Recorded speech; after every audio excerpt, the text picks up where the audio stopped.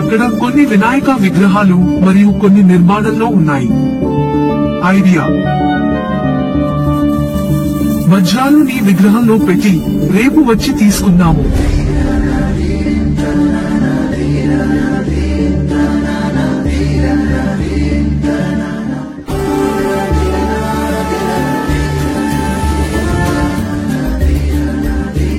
అకస్మాత్తుగా ఒక ట్రక్కు వచ్చి అన్ని గణేష్ విగ్రహాలను తీసుకుని రవాణా చేసింది. అదే నగరంలో గణేష్ అనే ఒక చిన్న పిల్లవాడు ఉండేవాడు. ఒక రోజు తను అతని అమ్మతో మార్కెట్ కి వచ్చాడు.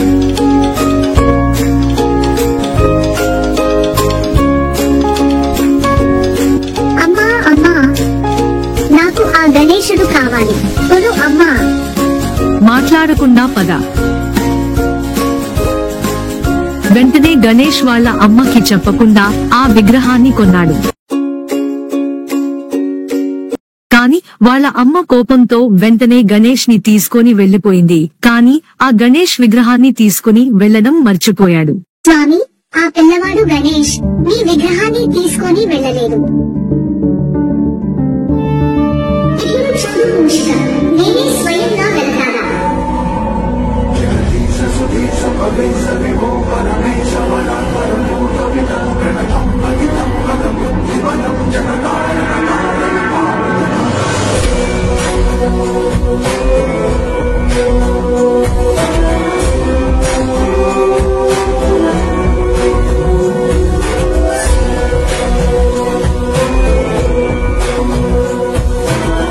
ముఠా తిరిగి వచ్చింది. కానీ విగ్రహాలు మరియు వజ్రాలు లేవు. బాస్, ఇక్కడ ఆ విగ్రహాలు లేవు. చేస్తున్నారు మీరు? ఎలాగైనా ఆ విగ్రహాలను అందులో ఉన్న వజ్రాలు తీసుకురండి. అరే ఏంటి, ఇక్కడ నేను కొన్న గణేశుడు ఉన్నాడు. అంటే అమ్మ నాకు తెలియకుండా గణేశుడిని ఇంటికి తీసుకువచ్చారు అన్నమాట. అయితే రేపంతా ఆడుకోవచ్చు.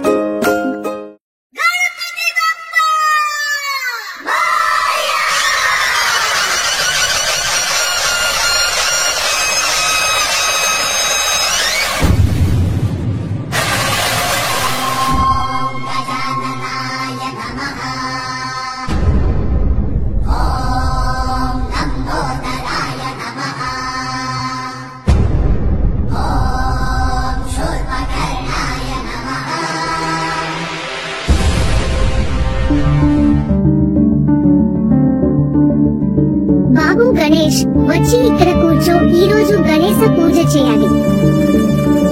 అలాగే అమ్మా. ఏంటి గణేష్, ఆ విగ్రహం మళ్ళీ తీసుకువచ్చావా?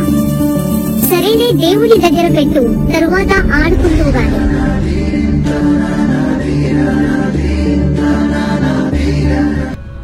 పూజ అయిపోయింది కదా, ఇంకా గణేశుడితో ఆడుకుందాము.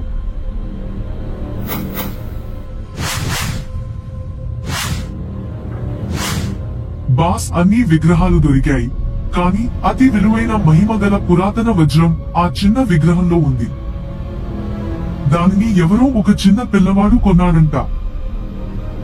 మీరు ఎలాగైనా ఆ విగ్రహాన్ని తీసుకురండి, లేకపోతే ఈసారి భగీరాకి మిమ్మల్ని బలి ఇస్తాను.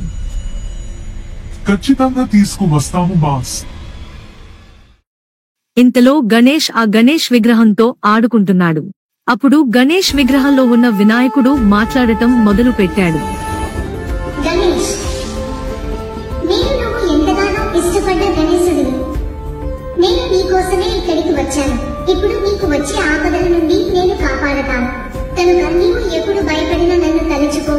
ఈ 9 రోజులు నేను నీతోనే ఉంటాను. ఆ మాటలు విన్న గణేష్ ఆశ్చర్యపోయాడు. తరువాత గణేష్ ఆనందంతో ఉండిపోయాడు.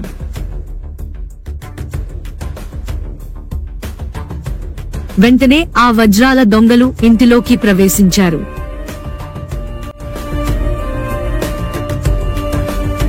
ఈ వీడియో కనుక మీకు నచ్చినట్లయితే లైక్ చేయండి, షేర్ చేయండి.